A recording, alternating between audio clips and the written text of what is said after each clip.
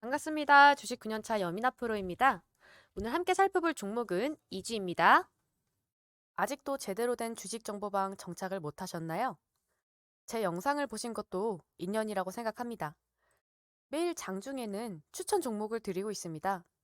중요한 정보, 급등 종목 등 의미 없는 뉴스가 아닌 정확하고 미래 가치가 있는 호재만을 공유하고요. 영상을 통해 들어오시는 분들은 평생 무료 보장이니 편하게 들어오셔서 종목 받아가시면 되겠습니다. 장후에는 물린 종목 상담도 무료로 진행하고 있습니다. 아래 번호로 입장 보내주시면 카톡방 링크 보내드립니다. 저와 함께 하셔서 같이 부자 되시길 바랍니다. 일봉 보겠습니다. 일봉은 저항선과 지지선을 가지고 설명드리겠습니다. 첫 번째로 고점 돌파 매매 진입 시점입니다. 24,700원을 돌파하는 24,750원에서 진입이 가능하지만 금일 상한가로 장을 마감했기 때문에 24,700원을 넘어 시작할 가능성이 높습니다. 이럴 땐 주가가 5% 이상 상승해서 시작하지 않으면 시초가에 진입이 가능하겠지만 5% 이상 상승해서 시작한다면 당일 분봉상 바닥을 확인하고 진입해야만 합니다. 그렇지 않으면 갭을 띄운 장대 음봉으로 장을 마감할 가능성이 높습니다. 이런 경우 선택이 필요한데 갭을 띄운 이후에 음봉이 출현한다면 24,700원에 분할 매수로 1차 진입 시점을 찾아볼 수 있습니다. 남은 매수 여력은 1차 지지선인 19,700원에 잡아 평균 단가를 낮추고 탈출하거나 수익을 실현할 수 있습니다. 두 번째로 고점 돌파 실패 시 진입 시점입니다. 이 길 갭을 띄우지 못하고 갭 하락하거나 윗꼬리만 24,700원을 돌파하고 종가가 24,700원을 넘어서 끝내지 못한 이후 지속적으로 하락하게 될 경우 1차 매수가는 19,700원이 됩니다. 매수 이후 주가가 추가 하락한다면 16,290원 혹은 14,950원까지 내려올 수 있는데 14,950원은 기술적 반등이 나올 수 있는 자리가 되기 때문에 평균 단가를 낮춘 후 탈출하기가 쉽습니다. 세 번째 손절선입니다.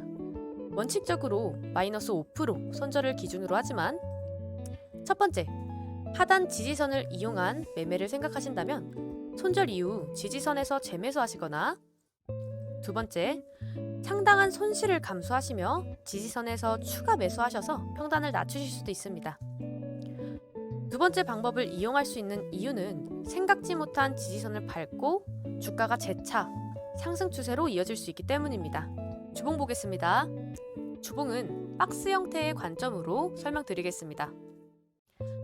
첫 번째로 박스권 돌파 매매 진입 시점입니다.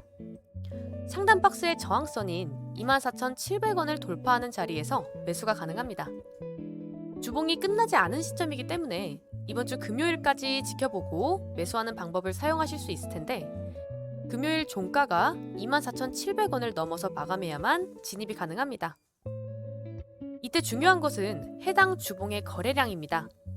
거래량이 줄어든 상태에서 주가를 돌파한다면 그 다음 주에 추가 시세와 함께 거래량을 수반하게 되는데 그 반대로 기준봉에서 거래량이 터지면 그 다음 주에는 거래량을 줄이며 조정 구간으로 진입하는 게 통상적입니다.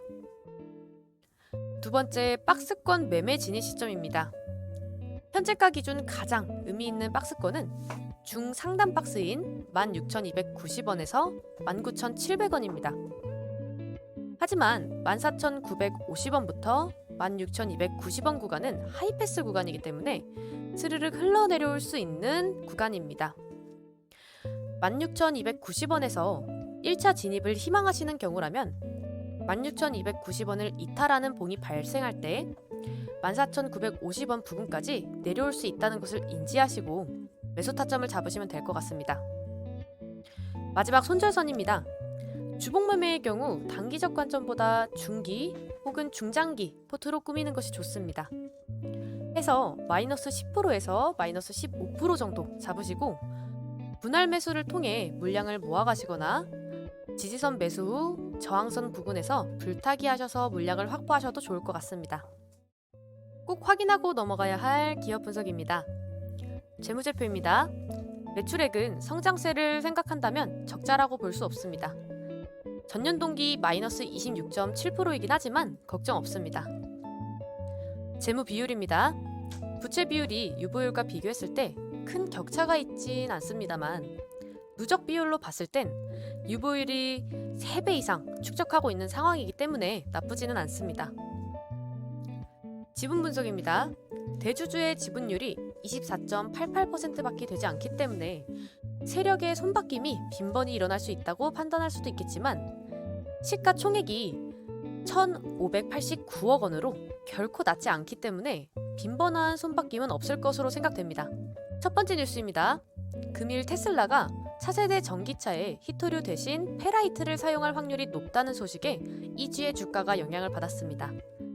앞으로는 전기차 모터를 만들 때 히토류를 배제하도록 전기차를 설계하는 대신 페라이트를 사용할 확률이 높다는 것이 광물 전문 매체 마이닝의 보도입니다. 이에 대해 히토류 컨설팅 업체인 아다마스 인텔리전스는 제너럴 모터스가 2016년형 쉐보레 볼트에서 페라이트를 사용한 바 있다며 테슬라도 이와 같은 방식으로 모터를 제조할 수 있다고 분석했습니다. 이지는 산해소 설비의 설계 및 시공, 운전 능력을 모두 겸비하고 있는 세계 유일의 산화철 전문업체로서 고급 산화철 세계 시장 점유율 1위를 꾸준히 유지하고 있습니다. 이지의 산화철은 세계 시장의 우수한 품질과 신뢰성으로 해외 세계 최대 페라이트 업체 및 국내외 대부분의 페라이트 업체에 공급하고 있고 최고의 품질로 평받고 있으며 고급 산화철의 경우 이지는 세계 시장에서 12에서 15% 정도의 점유율을 가지고 있습니다. 두 번째 뉴스입니다. 이지는 전남 광양에 104억 9,850만 원의 규모로 신규 공장을 건설키로 했다고 공시했습니다. 자기 자본의 17.89%에 달하는 규모인데 시비나 BW 없이 상당한 비용을 투자해서 공장을 건설한다는 것은 향후 증가할 수주에 대비하기 위한 발돋움으로 보이네요.